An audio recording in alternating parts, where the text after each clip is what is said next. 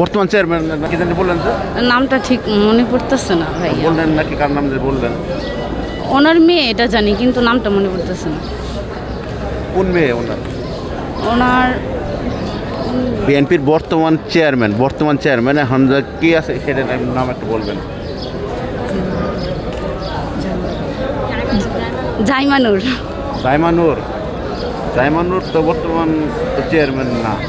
উনি কে জাইমানুর রহমান কে আছেন? জাইমানুর কে এটা জানেন? জি, এটা খালেদা জিয়ার ছেলের মেয়ে। ছেলের মেয়ে। আপনি কি তাকে চেনেন? জি চিনি, টিভিতে দেখছি। এগুলো দেখেছেন? এখানে কেন আসছেন? এখানে আসছি ঘুরতে। ঘুরতে আসছেন? জি। আচ্ছা, এখানে ঘুরে কি দেখলেন?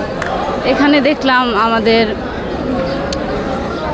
বিএনপি প্রধানমন্ত্রীর মৃত্যুবরণের যে কবরস্থান সেটা দেখলাম, আর অনেক কিছুই তো দেখলাম। আপনি কি বিএনপিকে ভালোবাসেন? ভালোবাসি, কারণ উনি সব কিছু হালাল করেন। বিএনপি সব কিছু হালাল করেন। তো বিএনপি যদি ভালোবাসেন তাহলে বর্তমান চেয়ারম্যানের নাম তো বলতে পারলাম না। সেটা মনে ছিল না। তো মনে ছিল না, এখন মনে পড়েছে, তাই তো? জি। আচ্ছা আচ্ছা, তো আপনি কাকে ভোট দেবেন? আপনি ভোটার? আমার জি না, আমার তো মাত্র বয়স 17। বয়স কত? 17। 17। তো আপনি যদি সামনে বছর ভোটার হন তাহলে কাকে ভোট দেবেন? ইনশাল্লাহ বিএনপিকেই দিব। বিএনপিকে এত ভালোবাসেন কেন? কারণ ভালোবাসি হচ্ছে উনি দেশের জন্য অনেক কিছু করছেন। আর কোন দিকটা ভালো লাগছে আপনার বিএনপি? দেখতে ভালো লাগছে হচ্ছে উনি কখনো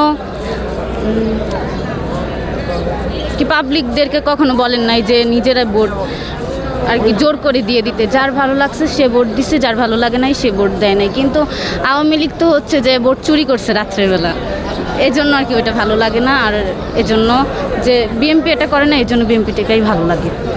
এবার ক্ষমতা কে আসবে? জামাত নেবেন? আপনি কি মনে হয়? আমার জানা মতে বিএনপি আসবে, ইনশাল্লাহ বিএনপি আসবে।